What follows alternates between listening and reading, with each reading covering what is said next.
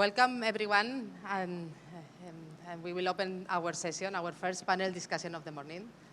My name is Sonia Barkim. I'm a partner in McKinsey & Company in Jakarta. Over the last 10 years, I've been working with companies in the region to transform the way they run their business and promote sustainable growth. Over this period, I have been able to witness how the region has transformed and has set up the grounds for where we stand today. Actually, if we look at ASEAN, and if ASEAN were to be one single country, it will be the 5th largest economy in the world with around 3.7 trillion USD. It's actually one of the most vibrant economies in terms of growth and in terms of the number of people that will be joining the consuming class in the coming years. There has been a set of infrastructure solutions that has been in place and integration to promote where we stand today. As part of this panel, we would like to discuss what are some of the challenges, what are some of the opportunities in the region, and what it will take for ASEAN to be a leading global player in those. With this, I would like to give a warm welcome to our distinguished panel of speakers, and I would like to ask you if you could give a brief introduction for the audience. So maybe Dr. Bahati, please. You want me to introduce myself? My name is Hatip Basri. I'm the chairman of Bank Mandiri, and I'm former Minister of Finance of Indonesia, and also former chairman of the investment board, working with Pak Riyatno in the past. Okay. Welcome. Good morning. My name is Riyatno, Deputy Minister for Investment, and Pak Khotib is my previous boss. Welcome. Right, good morning. My name is Munir Majid. I'm chairman of CHARI ASEAN Research and Advocacy. I was formerly chairman of ASEAN Business Advisory Council Malaysia, chairman of CIMB, and also chairman of the Securities Commission of Malaysia. Thank you. Good morning, everyone. My name is Francis Kang. I'm a venture capital investor from Horizons Ventures. Horizons Ventures is a global investment firm that focuses on technology. Some of our investments might sound familiar to you. Zoom, that many of us use it every day for communication and to do our work. DeepMind, which is a very important pillar of today's Google AI. And Spotify, I see many young faces here, so many of you might be using Spotify for music streaming. We also have the fortune to partner with some of the local champions here in Indonesia, such as Ajaib and Kopi Kanangan. Thank you, Alpha JWC, for having us here. It's such a great honor to be able to join this panel and share our perspectives. Thank you. Thank you. Yes, warm welcome to all of you. I just one a bit user of some of the names you mentioned there. Yes. So I will start with Hatip. So one of the things that we see, so ASEAN has achieved a significant economic growth, but in your mind, what are the big challenges that we will need to address to ensure sustainable and inclusive growth going forward for the region? Well, thank you very much, Sonia. If I may sum up the recipe of the success of ASEAN in Asian countries, my answer will be trade and industrialization. Yeah, that's happened in ASEAN, in East Asia. Now, the landscape, the global landscape, I think is very different now, because we do have the geopolitical tension, the tension between US and China. So the pushback of globalization. The second aspect is Minister Budi Sadikin mentioned about, we learned from the pandemic that during crisis that basically you are on your own. There is an issue about the supply chain disruption. Yeah, the inventory method changed from the just in time to become just in case. And the third issue is also about climate. So with those three issues, I do believe that it is very important for the ASEAN countries to continue to work on this cooperation on the trade on investment. I know this is not easy, but maybe the easiest way to do it is try to find the common denominator in which we can work together. So let me give an example about what Indonesia did during the G20 last year. It was very tough to get the leaders' declaration at that time. But we started with something that everybody around the table would agree to sit in, which is the pandemic fund. I'm now the chair of the pandemic fund, which is newly established by the G20. Yeah, you start with something that everybody can agree on. Under this kind of situation, seems to me that unilateral is very difficult because the global politics now. Multilateral, we are not sure about the prospect of WTO. So the only option available to revive these cooperations will be the RCEP, the Regional Comprehensive Economic Partnership, in which ASEAN work as a single entity to work together with China, to work together with US, with Japan, and Korea. So that's basically the challenge that we need to solve. We can start with something, we can start with health, we can start with the climate issue. Once we get a sort of like an agreement on this particular issue, we move to the more complex and difficult issue. Thank you. So, Tan Sri, if we could also share a bit of your views on what are the challenges that we will need to face. Thank you very much, Sonia. I would like to make 5 points in terms of the challenges and opportunities that ASEAN faces. Now, first, a challenge. ASEAN must improve on its institutional decision-making mechanism. Decision-making is very slow, and decision-making is decentralized. There's a lot of working groups and studies that are put up, and then things sometimes go around in circles. I'll give you an example. During COVID-19 crisis, ASEAN could not really get together to purchase vaccines in total, for example. And this is not good enough. We had proposed there should be a high-level commission in ASEAN to make decisions in emergency situations. This was not taken up by ASEAN. What I would propose now in terms of improving the decision-making mechanism, given that ASEAN doesn't want to set up a permanent decision-making body, would be for ASEAN to have a system whereby priorities are listed, maybe 6, maybe 10, for its implementation, and that once every 6 months, there'll be a revisit to these priorities every 6 months and see what can be done, what has not been done, why, and so on. So there must be more rigorous move towards better and faster decision-making. That's point number 1. Point number 2, ASEAN has got a lot of opportunities to be more preemptive on global economic issues. We are very quiet about these issues, but ASEAN is big, huge. It should carry its weight and be more preemptive at the same time, suggest for things to happen. We work on solutions for the global economy.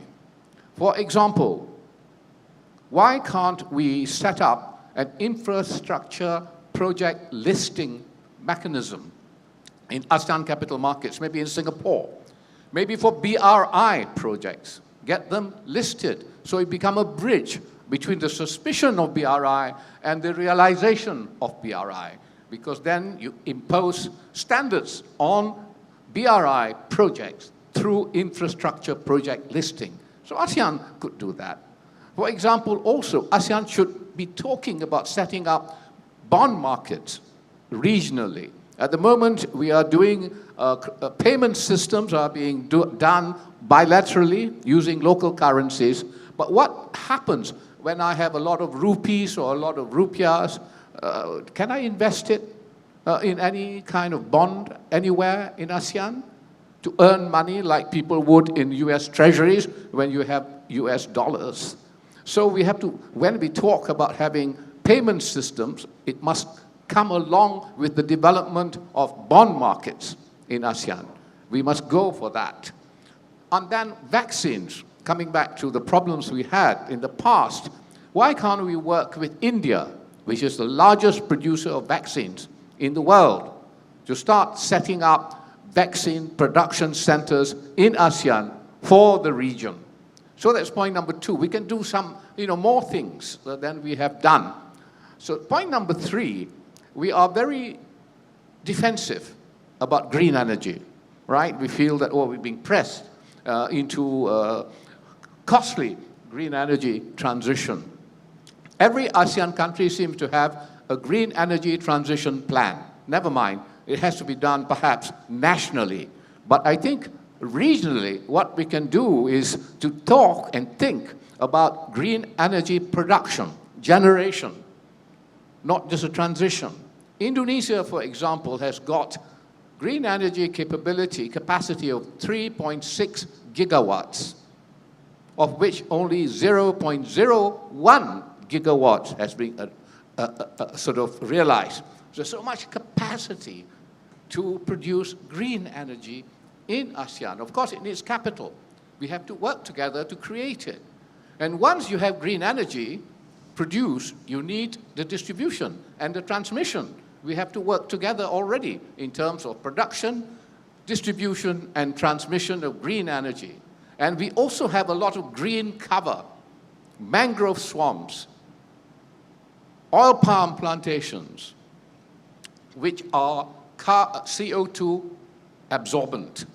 We have to do a study to see how much green credits we can get from that CO2 absorbent capacity of our mangrove swamps and our green cover that we have in ASEAN, which we can then use the credits in terms of trade, especially to penetrate Europe. So we have to do these things to get better and grow faster. Productivity is very important, point number 4, and we have to start using technology and to be competitive. And of course, it's very interesting to see the IMD competitive ranking has put up Indonesia up.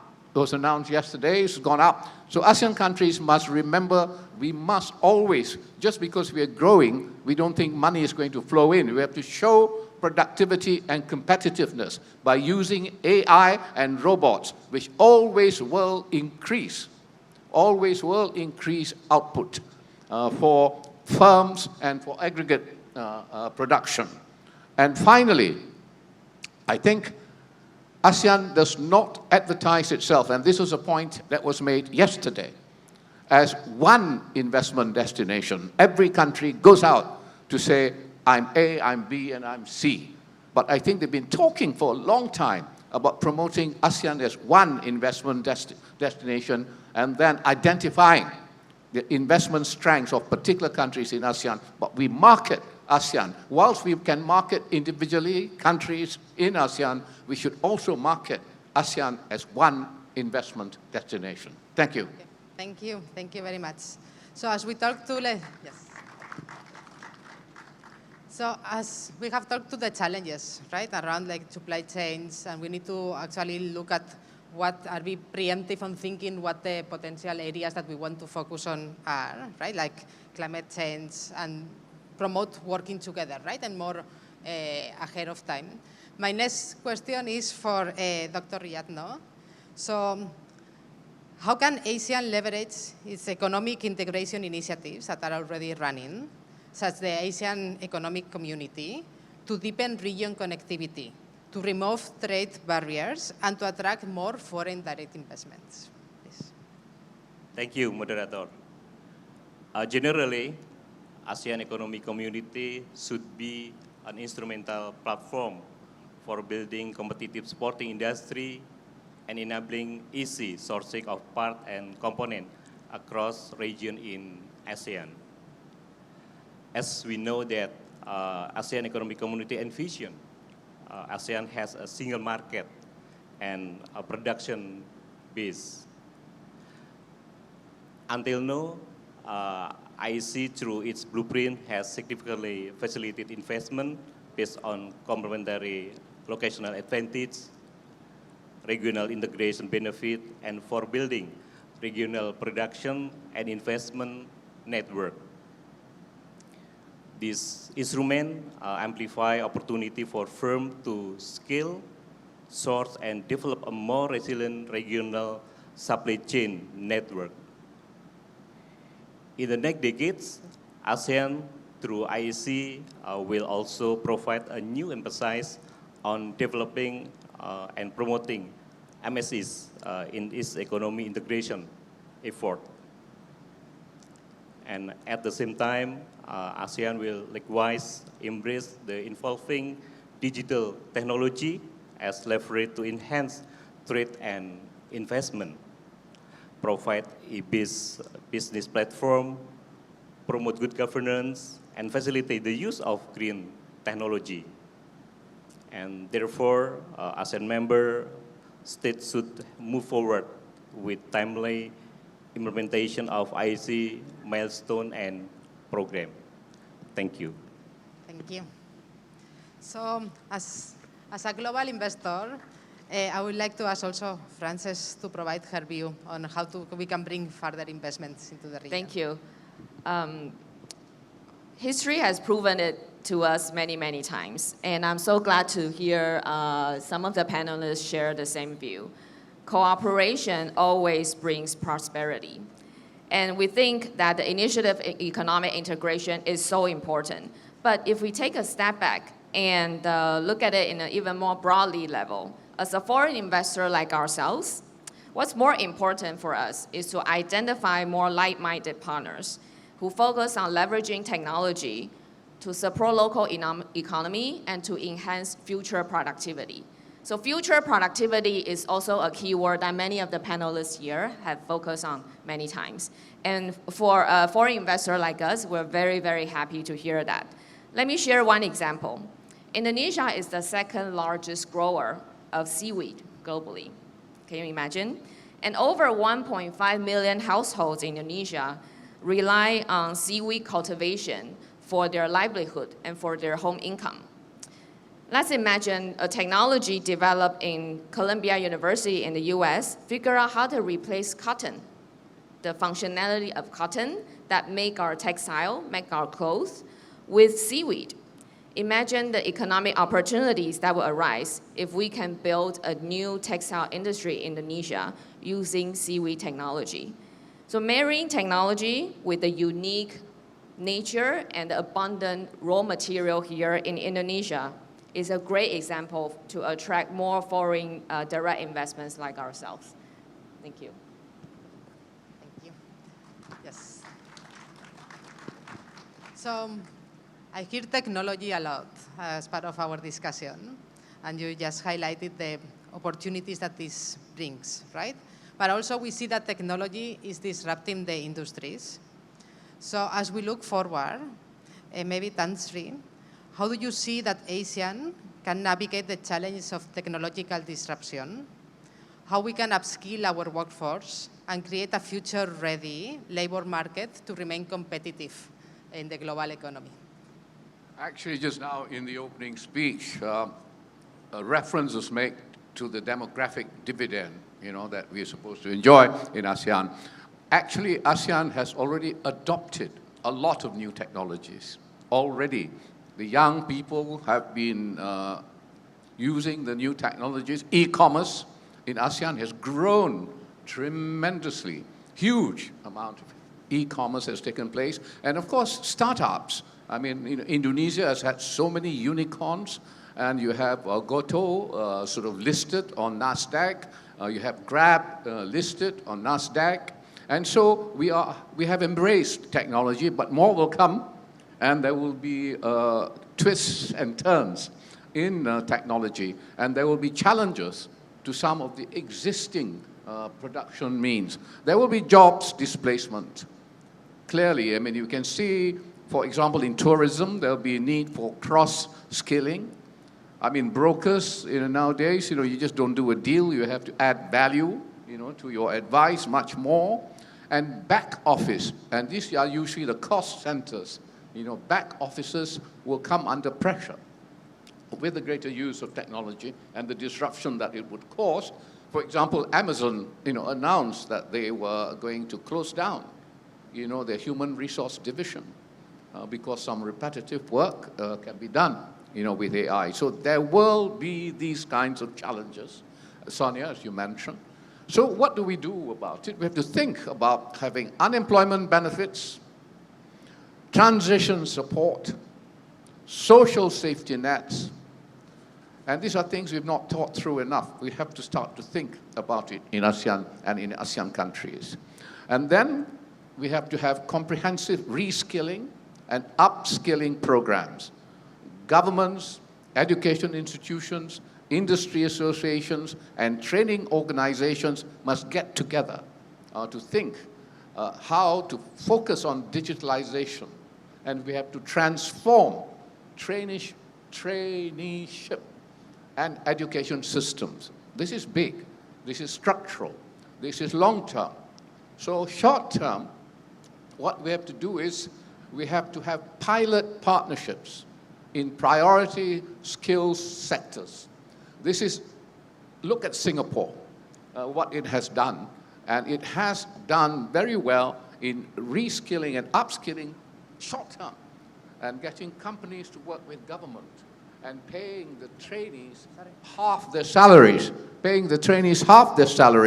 So we have to do that as well as we try to have the long-term structural change.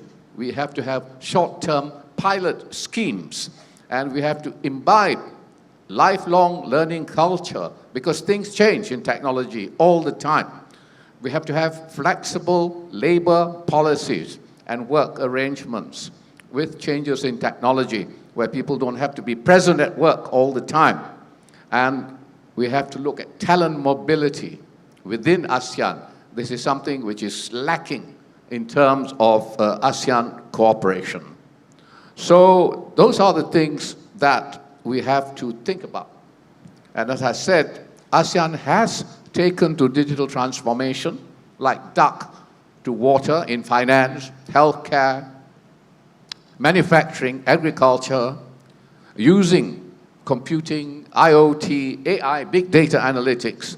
And now with ChatGPT and AI, some companies which provide back office systems are looking at how ChatGPT might challenge their market dominance in applying these back office systems. And they too will have to innovate and move on. And so, it's a challenge all the time. So the first part is we embrace it, we use it, we improve our productivity by using AI and using robots. On the other hand, there will be displacement of unemployment and a rise in some employment. So we have to provide safety nets. So it's got to be a dual approach against technological disruption. Thank you.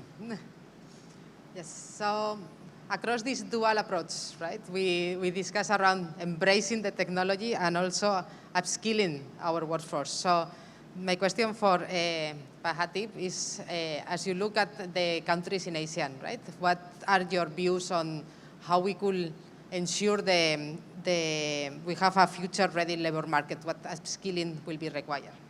Yes. Thank you. Tan Sri, I think you put me in a very difficult situation now because I couldn't agree more with what you said. So I'm thinking to what can I add to your comments and also to respond to your questions. Before I respond to your questions about the labor market, because the answer is quite obvious, I completely agree with what Tan Sri said about the, job upscaling, you do the training. But before I respond to that, one thing that it is very important to me, and I believe that this is related to the issue of the disruption of technology, I'm not too worried so much about the impact of Industrial 4.0. I am more concerned about the government 4.0. So Sonia, I used to work as a policymaker. You can imagine that the product cycle is getting shorter and shorter because this disruption, right? if I ask my student at the Department of Economics at the University of Indonesia, if any of them familiar with sending a letter, they don't have that kind of experience anymore. Because nobody go to the post office to send a letter, right? So my point is, as a policymaker, how can you design a policy in which in the next 6 months is no longer relevant? And there is no way the regulator can catch up with the disruption of the technology. The obvious answer to this is we should have the agile bureaucracy. But I have to say, agile bureaucracy is an oxymoron. There is no way that bureaucracy can be agile because they have to work on the certain system to create the certainty. So under this kind of situation, in order to address the issue of the disruption, we need to change the mindset from agree on rules to agree on principle. This is very important. Otherwise, there is no way the regulator can catch up with the disruption of the technology. That's the first one. The second one, Tan Sri mentioned about his concern about the job replacement. One thing that if we look at the history, the similar concern also happened when there was an industrial revolution. But turned out that we still need labor. So my point is, the job replacement is a big concern, but in my view, what's going to happen is not a job replacement, but redefinition of job. The same job will remain there, but they need a different skill set. People continue to need nurse, but nurse need to have an ability maybe to run the computer. We continue to need a sort of like a driver, but there should be someone who understands how to run a sort of like the technology. The role of student, for example, if I ask a question to them, to answer a question, maybe it's no longer relevant because nobody can provide the answer as good as Google or ChatGPT. But my job as a lecturer, perhaps, how to encourage a student to ask a question in which that Google or ChatGPT doesn't have the answer. So the job is remain the same, but definitely we need a different skill set. That is why this job upscaling, the transfer of technology has become very important. Then the question is how? Of course, you can do sort of like a provide a scholarship for one generation, but that's too long. The easiest way to do it is you adopt the technology from outside. But I do understand that many companies doesn't want to do that. So there is a role for the industrial policy here. If you ask the company to do the transfer of technology, you can give a double deduction of tax. That's the role of the tax break to encourage training. Yeah, and I agree with Tan Sri. If you're talking about ASEAN, the opportunities is there. Aging, the young population, large market. And also one thing that's also very important to ensure that this technology development is about the cost of doing business. And we have to say that we need to do a lot of improvement. And Pak Riyatno, as a former chairman of the investment board, allow me to say this. Let me give a sort of like a disclaimer, a warning to you. Investing in Indonesia or in ASEAN is very dangerous because it is addictive. Yes, please. Well, Professor, it's very interesting. I asked ChatGPT, okay, tell me how many jobs will be lost as a result of technological change, yeah? He doesn't have the answer. Sorry, my latest numbers were 2021. So ChatGPT also has got some limitations, right? And it always hasn't got all the answers. But I think your point is taken. But I think how, you were asking how, there's some ways that we can do TVET, through TVET, learning through, we can do through blended learning. So you learn in different ways, online courses, workshops, mentorship, practical projects, collaborative learning. So blended learning means of upskilling and learning more. There are ways to do it, but it's easier said than done, yeah, as you would agree. But we have to do it. Yes. Okay, thank you very much.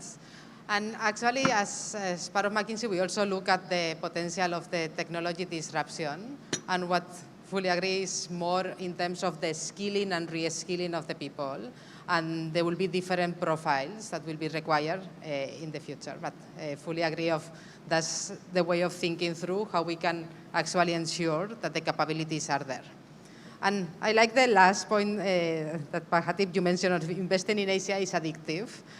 And actually that links to my question for Frances is, as we look at ASEAN, do you see ASEAN as the next Silicon Valley, and why?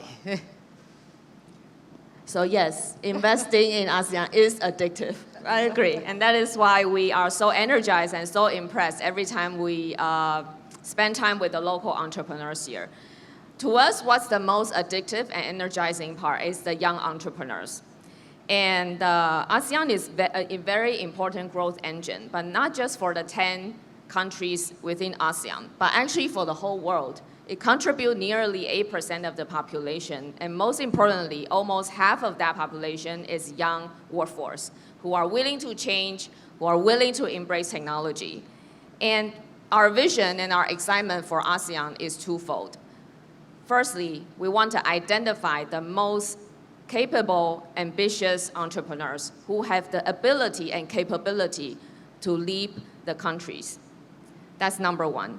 And we wanted to help them and nurture them and support them to create new jobs, create new startups, and create a positive force for change in the society. So that's our mission number one. Secondly, what's important is we believe in connecting technology companies overseas to work with ASEAN countries with like-minded partners, starting from Indonesia. And this will really help accelerate innovation and enhance the future productivity here. Let me share another example here. Indonesia has a huge shortage of radiologists.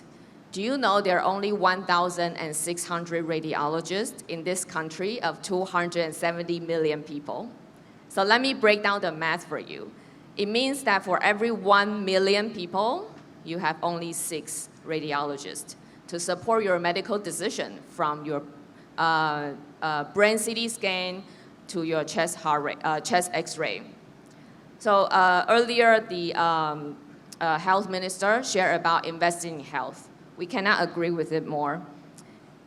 The gap is huge. For every 1 million people here in Indonesia, you only share 6 radiologists. The gap is huge.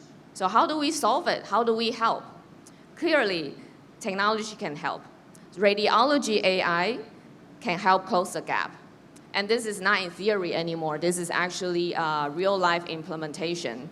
A technology company in Australia called Harrison AI developed a software called Annalise, who is already successfully implemented just last month in a public hospital here in Jakarta. So the result is very encouraging. Within 10 seconds, the software helped a radiologist to identify 124 clinical findings. So 10 seconds, it only takes 10 seconds for the technology to help a radiologist, and we're not replacing the doctor, we're helping them and assisting them to find 124 clinical findings in 10 seconds. So imagine when this technology gets rolled out on a larger scale, what kind of impact can we make?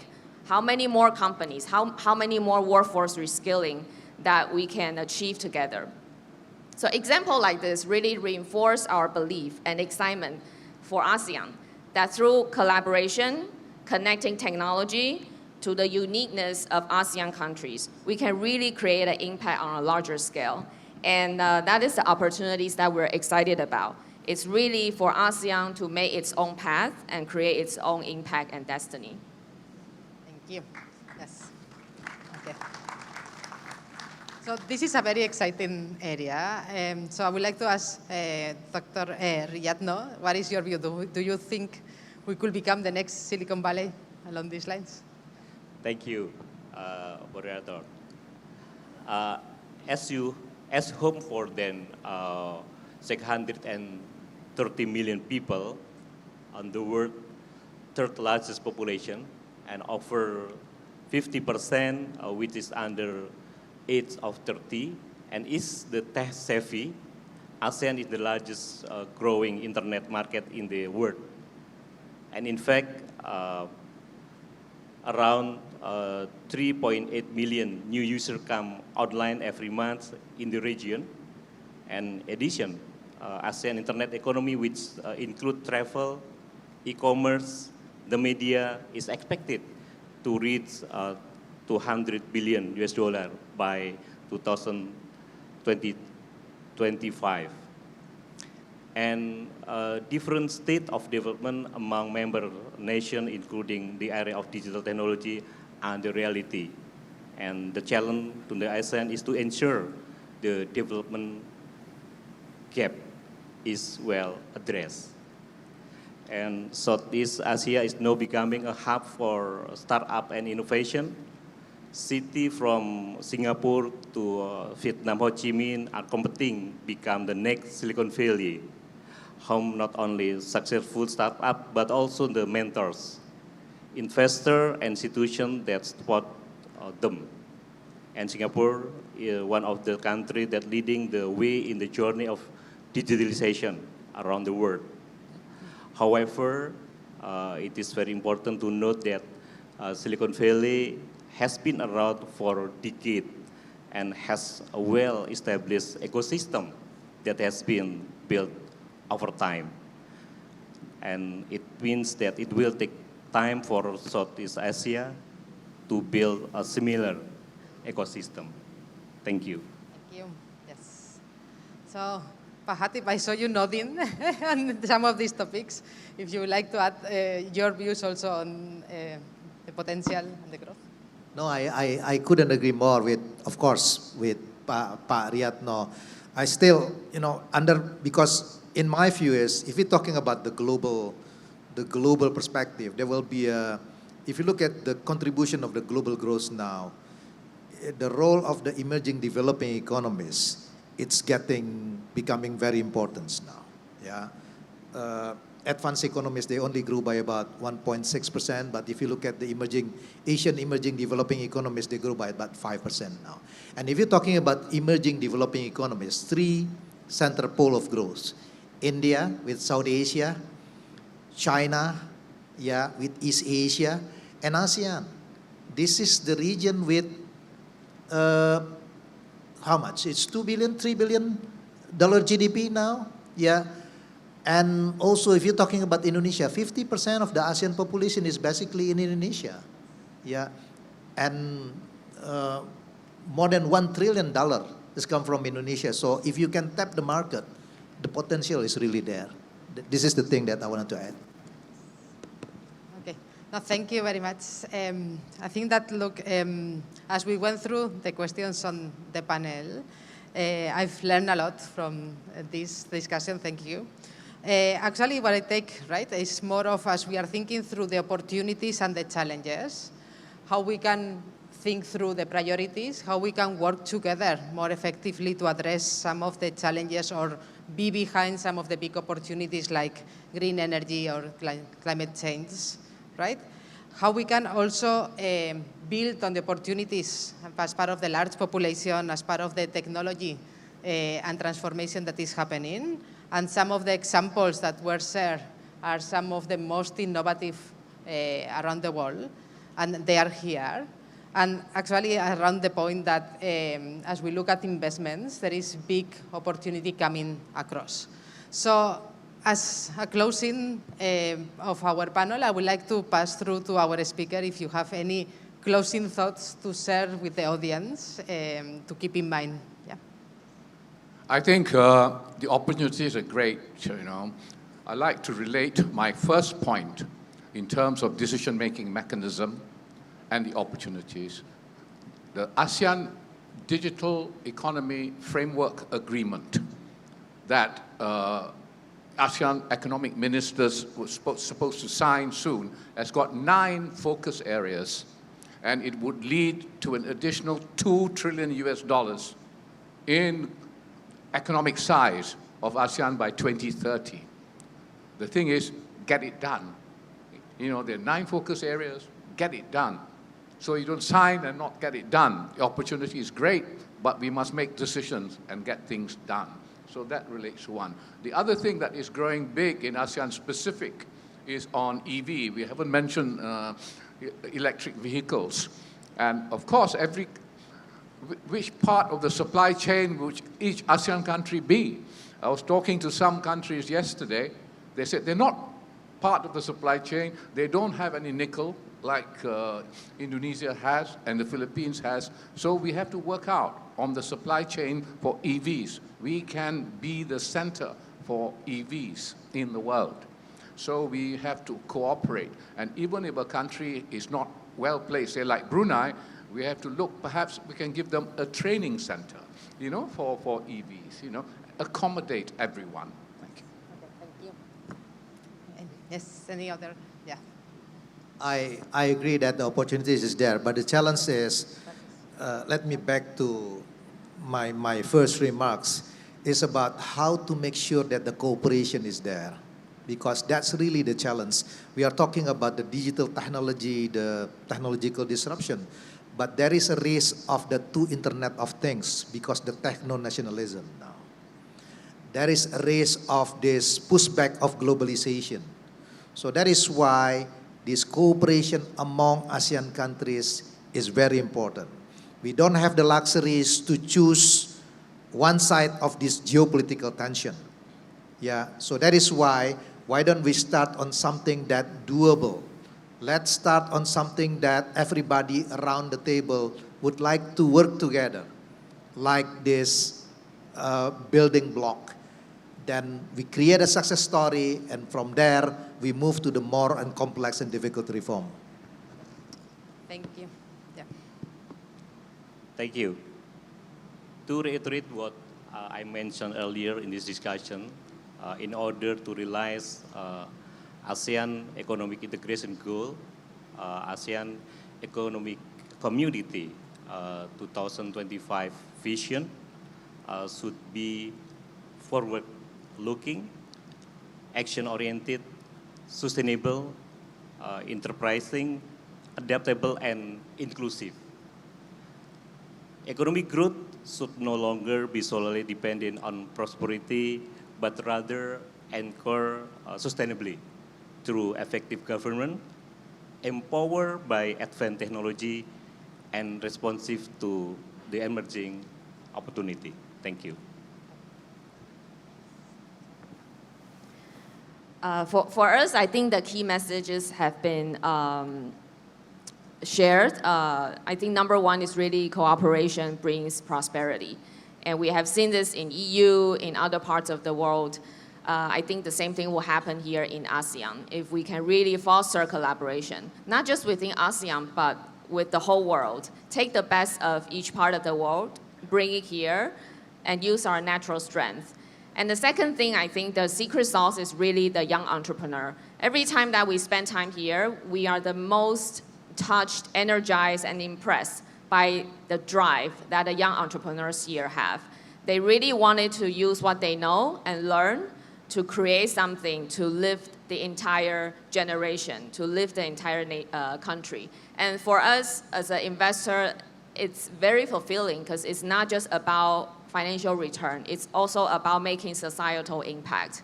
And that part is what's really, really important for us. So we're very excited to spend more time here and to work with more like-minded partners.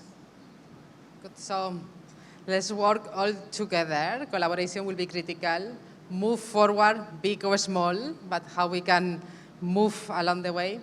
And with this one, I will really like to thank all our speakers. It's been very interesting discussions. And please give a warm applause to them. Yes?